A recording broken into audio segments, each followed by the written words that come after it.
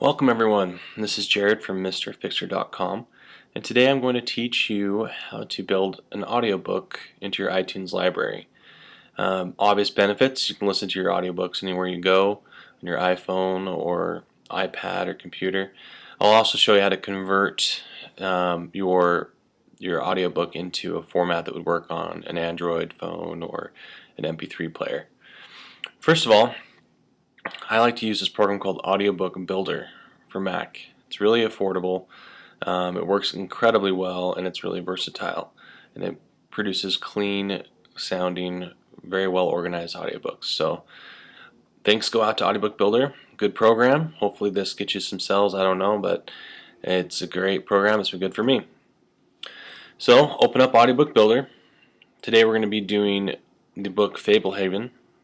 I've heard it's a good book, so I'll add it to my collection and then I'll be able to listen to it wherever I want. First thing you do, create a new project, label it,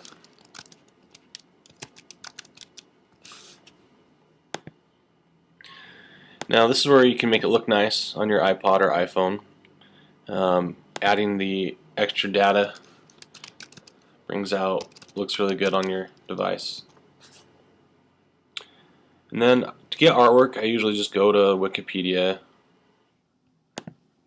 find a picture,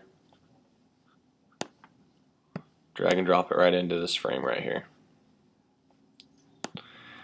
Now if you want to be a little more detail oriented, if you have a large catalog, click the More button and you can add descriptions, years, everything else. So let's go back over here. This book was in 2006, and then I usually just grab the top. Don't necessarily recommend reading it because sometimes there's some spoilers, but it's up to you on that. And you can type in the narrated if you want, who read the audiobook. The downside to that is sometimes that will replace where the author's name goes. So I usually just leave it blank and then hit OK. So you have your information. Now what you do is you stick a CD in to your player, and what will happen is iTunes will automatically pull it up and label it. And I've already put one CD in, so let's hit Import CD, and it's labeled as Fablehaven. Now I like to keep mine in order so I don't accidentally import the same CD twice. After this is imported, what you'll want to do is label it, and I'll show you that in just a second. Okay, our disk is finished loading, and there's two options here. You can either hit no more CDs, and that way you can check and make sure that it's labeled correctly, or if you know that it's being labeled correctly because if you've already done a couple of them, you can just insert the next CD and it'll automatically grab it. Granted that your CD drive is fast enough, it'll label it correctly as well. So let's just click on no more CDs. It says Fablehaven. So what I like to do is just separate these out, double click it, and add a number or part 1, part 2, whatever you want to do. And then when you put the next disc in, just label those. That way you don't accidentally redo them. Nice thing about this program is if you were pulling, say you loaded some CDs onto iTunes already and you don't have the disc or you can't find the disc or whatever, you can go into iTunes and just pull it in that way, or add files by dragging and drop. You can join and split. So if you dragged, let's say 20 tracks, it would just be one long track right here. You could select all and join them so it would look just like this. So it'd have an arrow and break down into pieces. So we'll go ahead and insert the next CD.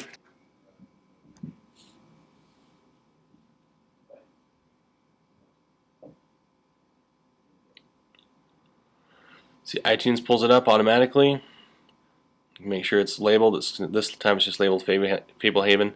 A lot of times these books will have the number, so if they have the number you can just kind of ignore this menu and just go ahead and hit import. Oh, this time it does. So this does show disc 2. So it looks like we will be able to just do the method where you just put the discs in without having to relabel.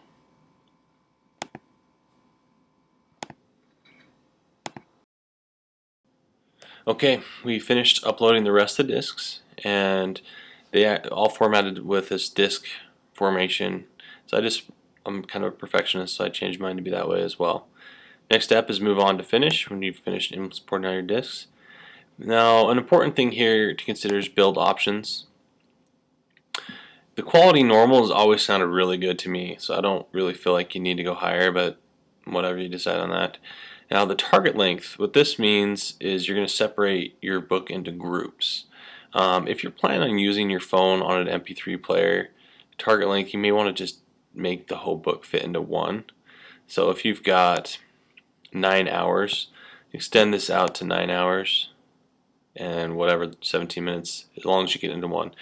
I like to use mine on my iPhone, so I like mine being in a little bit shorter parts, mainly because the forward and back button on the iPhone are really close together, and sometimes you accidentally hit them when you're just trying to hit pause, and all of a sudden you jump to the end of your book. So if you have it in parts, then it just jumps to that part, and you can press back, and it goes right back to where it was. So I find it much better that way. So I usually break mine into at least 2 pieces. So if it's 9 hours, I'll just do 5-hour gaps. So hit OK. And then all you have to do from there is hit build, and when it's done, it'll automatically send it to iTunes. That's where I'll take you next.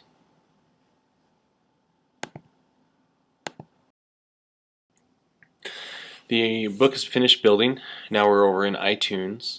If you had an iPhone, iPad, whatever, you could now just plug it in, and it's going to be in the book section and sync it to those devices, and you've got a really well built audiobook.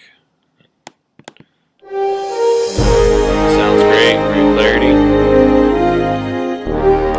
But if you have an Android device or an MP3 player and you want to have it work on your iPad or on that device as well, a good way to do that is just to convert it over to MP3.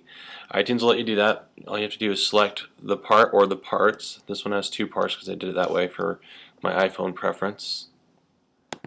Go over to Advanced tab in iTunes and create an MP3 version. This generally takes a few minutes, so I'll come back to that, but after it's done creating the MP3 version, you can find it just by doing a search of your computer. I just usually use Command Spacebar to bring up my Spotlight, and I'll type in the book name and it will show .mp4 behind it or .mp3. And when you see that file, just drag and drop that file into a folder, and then you've got it. Or you can just get it through iTunes, look through your music menu for Fablehaven, type it in, and the one that's an MP3, you can put it in its own folder, MP3 audiobooks, wherever you want to name it. So that's pretty much it, guys. If you have any questions, please post comments. And if you like the video, please like us and help us grow. Thank you very much.